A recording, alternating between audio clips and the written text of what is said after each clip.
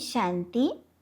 आजिर अव्यक्त महावाक्य 14/9/2025 पुनरावृत्ति 18/1/2007।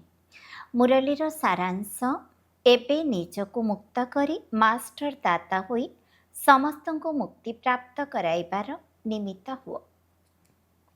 आजि स्नेहर सागर बाप दादा चारिआडर स्नेही पिलामानंकु देखुछंती एवं दुई प्रकारर पिलांकु देखि हर्षित हेउछंती। सेमानंक मध्यरु किछि हेउछंती लवलीन संतान आउ किछि हेले लवली संतान।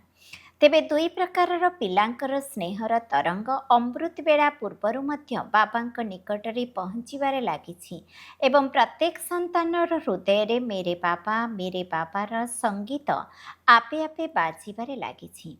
बापदादांक हृदय रे एही गीत बाजुछि मेरे बच्चे लाडले बच्चे। बापदादांकर मध्य मस्तकर मुकुट अर्थात सिरताज बच्चे। तेबे आज स्मृति दिवस होइथिबा कारणरू समस्तंक मन भितरे स्नेहर तरंग अधिक रहिछि। अनेक पिलांकर स्नेही रूपी मोतीर माला गुड़िक मध्य बापदादांक गଳାରେ पड़िबारे लागिछि। बाबा मध्य निजर स्नेही बाहु दुईटीर माला पिलामानंकर गଳାରେ पिंधाई देउछंती। पिलामाने मध्य बेहद्र बापदादांकर बेहद्र भुजारे समाहित होई जाइछंती। आज समस्ते विशेष स्नेहर विमान रे आसी पहुँची जाइछंती एवं दूर दूरांतर मध्य मनरूपी विमान रे अव्यक्त रूपरे तथा फरिश्ता रूपरे मध्य पिलामाने पहुँची जाइछंती। तेणु सबु पिलांकु बापदादांकर आज स्मृति तथा समर्थ दिवसर पद्मा पद्मा शुभेच्छा देउछंती। आजिर वरदान लाइन क्लियर आधार रे प्रथम नंबर श्रेणी रे पास हेउथिबा सदा प्रस्तुत हुआ। सदा सर्वदा प्रस्तुत हो रही ब्राह्मण जीवन विशेषता अटे। बुद्धिर लाइन एभली क्लियर अर्थात स्वच्छ रख जहाँद्वारा बाबांक ठारू जहाँ भी आदेश निर्देशना मिलिबो सेतिरे सदा प्रस्तुत हो रही पारुथिबो। सेतेबेले आउ किछि भी भाबिबार आवश्यकता नथिबो।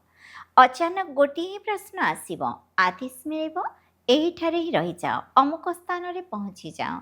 तेबे सेतेबेले जेपरि कौनसी भी संबंध बा कौनसी कथा मने न पड़े तेबे जाई नंबर 1 श्रेणी रे उत्तीर्ण होई पारिबो। किंतु ए सबु अचानक परीक्षा रूपरे आसिबो, सेतिपई सदा प्रस्तुत रुह।